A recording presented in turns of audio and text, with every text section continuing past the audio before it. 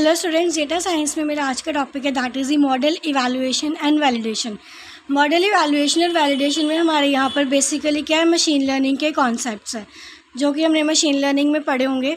तो मैं आपको रिवाइज करवा देती हूँ कि बेसिकली मशीन लर्निंग और डेटा साइंस में ये वाला टॉपिक है, ये वाला कॉन्सेप्ट है वो सिमिलर ही है, ज़्यादा कोई डिफरेंस नहीं है। तो मैं स्टार्ट करती हूँ। मशीन लर्निंग मॉडल में क्या बोला है, एक प्रोग्राम है use to recognise patterns in data. यहाँ पे हमने पैटर्न्स को, प्रेडिक्शंस को क्या करना है, रिकॉग्नाइज करना है, कंपेयर करना है। ठीक है। मशीन लर्निंग मॉडल्स क्या है, जो कि मशीन लर्निंग एल्गोरिदम से बनते हैं। ट्रेनिंग प्रोसेस होता है जो कि लेबल डेटा भी हो सकता है, अनलेबल डेटा भी हो सकता है, और हमारे पास क्या मिक्स्ड डेटा भी हो सकता है। और हम लेबल या अनलेबल या मिक्स कोई भी डेटा को यूज़ करके हमने प्रेडिक्शंस करनी होती है या फिर हमने अपनी एक क्लासेस बना लेनी होती हैं। Different machine learning algorithms are suited to different goals हैं इनके, जैसे कि हम क्लासिफिकेशन कर रहे हैं, प्रेडिक्शन मॉडलिंग कर रहे हैं। सो डेटा साइंटिस्ट क्या है, वो भी नंबर ऑफ़ एल्गोरिदम्स यूज़ करते हैं ताकि हम डिफरेंट मॉडल्स को देख सकें, उनको समझ सकें, उनके ऊपर काम कर सके। मशीन लर्निंग का प्रोसेस क्या कि हमारे पास पहले ट्रेनिंग डेटा होता है, एल्गोरिदम आएगी, फिर हम उसको लर्न करेंगे, और ये जो लर्निंग करने के बाद एक मॉडल क्या हमारा ट्रेंड हो जाएगा, और उसके बाद क्या हमें एक प्रॉपर एक्यूरेट रिजल्ट मिलता है। मशीन लर्निंग मॉडल को हम कैसे क्रिएट करते हैं? मशीन लर्निंग मॉडल क्रिएट होता है बाय ट्रेनिंग एल्गोरिदम। हमारे पास कोई एल्गोरिदम है, हमने उसको प्रॉपर्ली ट्रेन करना है, या फिर हमने जैसे जैसे काम करना है ना, हम एक एल्गोरिदम में को उसको लिख देंगे, उसको प्रॉपर्ली समझाएंगे कि तो फिर वो अच्छे से काम करेगा, चाहे वो लेबल डेटा मिल जाए, चाहे उसको अनलेबल्ड मिल जाए, चाहे उसको मिक्स्ड ऑफ डेटा मिल जाए। हमारे पास क्या 4 प्राइमरी मशीन लर्निंग एल्गोरिदम्स है, दैट इज़ सुपरवाइज्ड है, अनसुपरवाइज्ड है, सेमी सुपरवाइज्ड है एंड रेनफोर्समेंट लर्निंग है। तो सबसे पहले क्या होता है सुपरवाइज्ड लर्निंग। ये क्या, जिसमें क्या होता है लेबल डेटा होता है, मतलब कि कोई डेटा गिवन होगा तो उसके हमें फीचर्स, रो, कॉलम, सारा डेटा जो है उसको पता होगा हमें, और हम वो लेबल डेटा को यूज़ करते हुए ही हम क्या उसको काम करेंगे, उसके ऊपर एक मशीन को लर्न करवाएंगे डेटा, उसको समझाएंगे कि ऐसे ऐसे काम करना, डेटा को क्लासीफाई करेंगे। ठीक है। अनसुपरवाइज्ड लर्निंग में क्या बोला कि हमारे पास अनलेबल्ड डेटा होता है, और इस प्रोसेस में क्या होता है कि हमने पैटर्न्स वगैरह को खुद से फाइंड करना होता है, हमें गिवन नहीं होते। अब हमारे पास लेबल डेटा नहीं है तो हम पहले डेटा को खुद से समझेंगे, फिर खुद से हम पैटर्न्स डिवाइड करेंगे, डिफाइन करेंगे, खुद से हम क्लस्टर्स बनाएंगे, सिमिलर डेटा को एक ग्रुप में, डिसिमिलर वाले को दूसरे ग्रुप में डालेंगे। ठीक है। तो ये हमारा अनसुपरवाइज्ड में आ जाता है।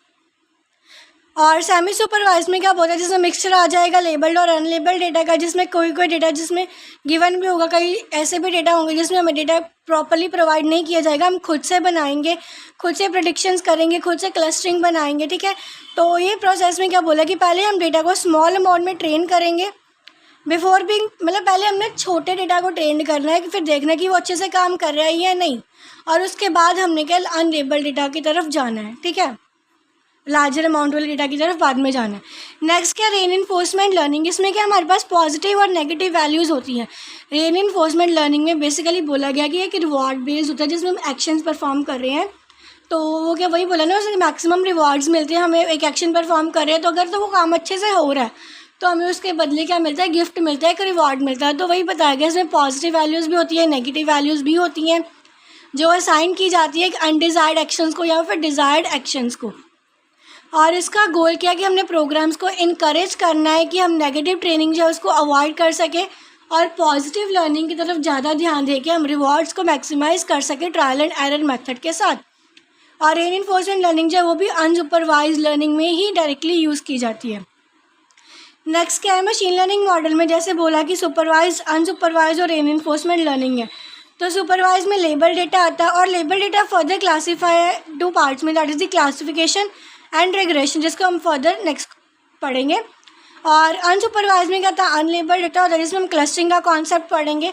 और रेनफोर्समेंट लर्निंग में क्या होता है, जैसे कि हमारे पास कोई एक्शंस गिवन है, हम एक्शंस कर रहे हैं एनवायरनमेंट में, तो उसके बेस्ड हमें क्या मिलते हैं, रिवॉर्ड्स मिलते हैं, तो हम वो देखेंगे। जिसमें एनवायरनमेंट एक्शन कर रहे हैं, फीडबैक मिल रही है, एक प्रॉपर स्टेट पे जा रहे हैं, तो ये मॉडल एजेंट जैसे कि ग्राफ है।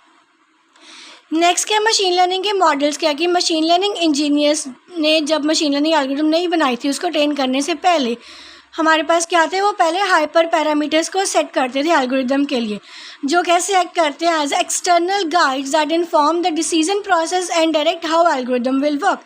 मतलब कि उन्होंने हाइपर पैरामीटर्स को सेट किया और वो बताएंगे कि मतलब बाहर वाले जो है वो हमको गाइड कर रहे हैं कि कैसे एक डिसीजन लिया जाएगा, कैसे वो एल्गोरिथम जो है वो अच्छे से काम करेगी। एज एल्गोरिथम को अब हमने ट्रेंड कर दिया है, उसको डायरेक्ट कर दिया, हाइपर पैरामीटर्स बता दिए गए हैं, तो पैरामीटर्स क्या कर रहे हैं, यहाँ पे रिस्पॉन्स फॉर्म कर रहे हैं, ट्रेनिंग डेटा मिल रहा है उनको, तो अब वो क्या कर रहे हैं, रिस्पॉन्सेज बना रहे हैं जिसमें वेट्स आ जाएंगे, बायस आ जाएंगे, जो भी एल्गोरिदम में फॉर्म हो रहे हैं एज ए पैरामीटर्स, और वो आइडियली क्या होगा, डेटा सेट में फिट हो जाएंगे विदाउट गोइंग ओवर और अंडर। मतलब कि अब हमारे पास प्रॉपरली डेटा आ जाएगा हाइपर पैरामीटर्स के थ्रू, हमने अपने मॉडल को ट्रेन कर लिया, अब वो उसके अकॉर्डिंग है रिस्पॉन्सेज परफॉर्म कर रहा है, और रिस्पॉन्सेज में जो पैरामीटर्स आते हैं उसमें वेट्स आ रही है, बायस आ रही है, या और भी फीचर्स आएंगे जिसको हमने एज ए पैरामीटर्स लेंगे, जो कि आइडियली एक डेटा सेट में फिट हो जाएंगे और जिसके अकॉर्डिंग एक मशीन जो है वो काम करेगी।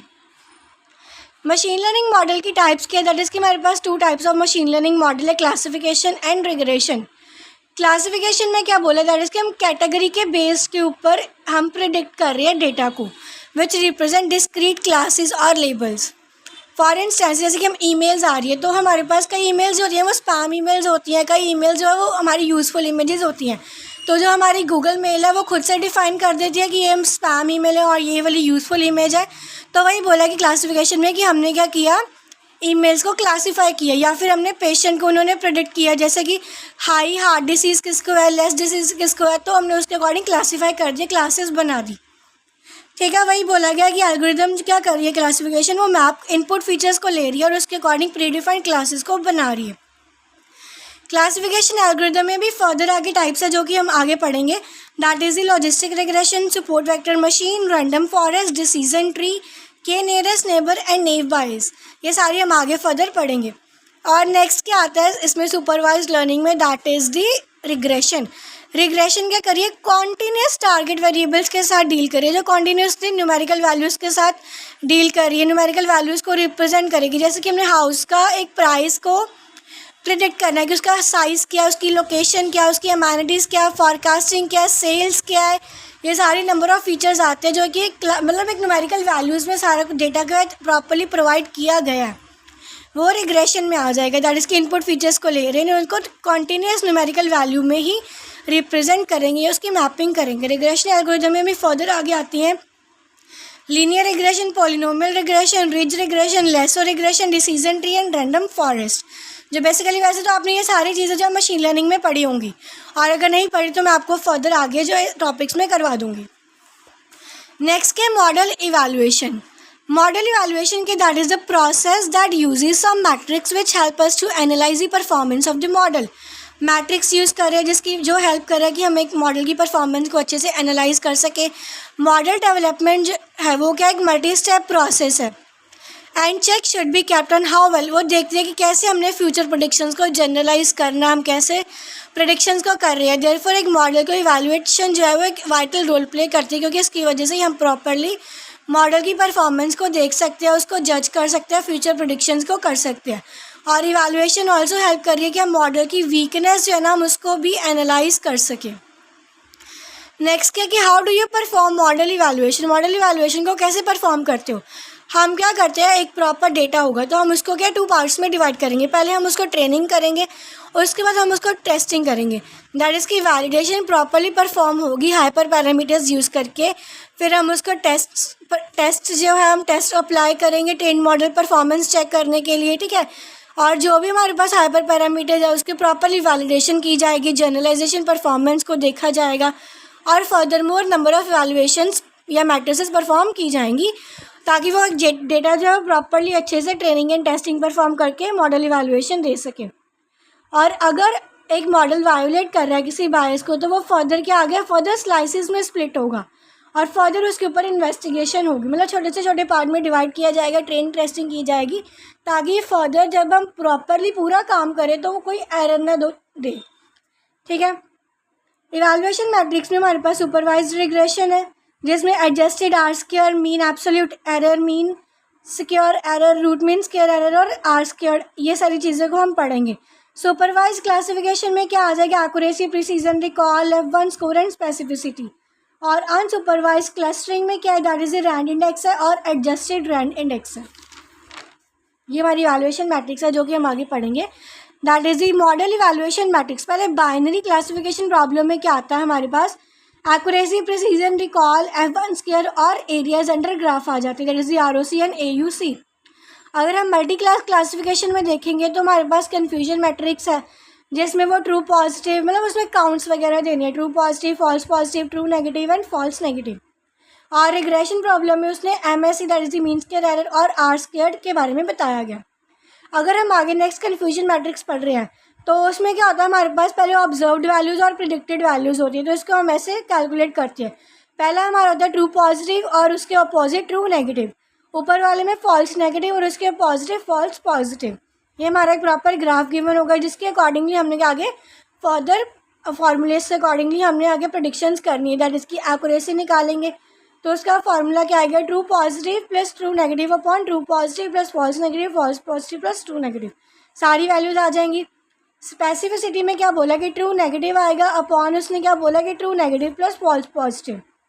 प्रिसीजन में क्या है, that is the true positive upon true positive plus false positive. और रिकॉल कैलकुलेट करेंगे तो उसमें क्या आएगा, true positive upon true positive plus false negative. ये हमारे क्या हम आगे फर्दर न्यूमेरिकल्स में करेंगे, ठीक है। उसके बाद क्या वैलिडेटिंग मशीन, इसमें क्या बोला कि मशीन लर्निंग मॉडल वैलिडेशन में क्या कर रहा है, ये प्रॉपर्ली क्या कर रहा है, मॉडल परफॉर्मेंस को इवैल्यूएट कर रहा है। मतलब कि ये यूज़ हो रही है एक मॉडल को ट्रेंड करने के लिए ताकि हम उसके अकॉर्डिंग न्यू डेटा को जनरलाइज कर सके और उसके अकॉर्डिंग एक्सपेक्टेड जो है वो रिजल्ट्स का वो देख सके। डेटा प्रेपरेशन है या मॉडल को चूज़ करना है तो पहले मॉडल डेवलपमेंट हो रही है, मॉडल वैलिडेशन होगी, मॉडल इम्प्लीमेंटेशन है, और नीचे क्या लिखा है, that is the train model या फिर पैरामीटर ट्यूनिंग, जिसमें हमने हाइपर पैरामीटर्स लिए थे वेट और बायस वाले।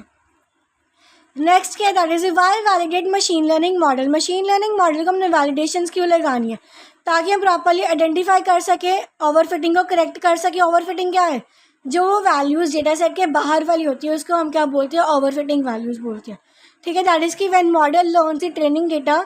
अब हमने मॉडल ओवरफिटिंग तब होगी जब हमने ट्रेनिंग डेटा को अच्छे से लर्न करवा दिया है कि हमने ये वाली चीज़ें यूज़ कर रहे हैं और वो अनएबल है न्यू डेटा को जनरलाइज करने के लिए। मतलब कि हमने प्रॉपर उसको इन्फॉर्मेशन दी है कि ये चीज़ें आएंगी तो वो इसके अकॉर्डिंग जो है सिमिलर हो रही है, बट फिर भी वो अच्छे से अनएबल है जनरलाइज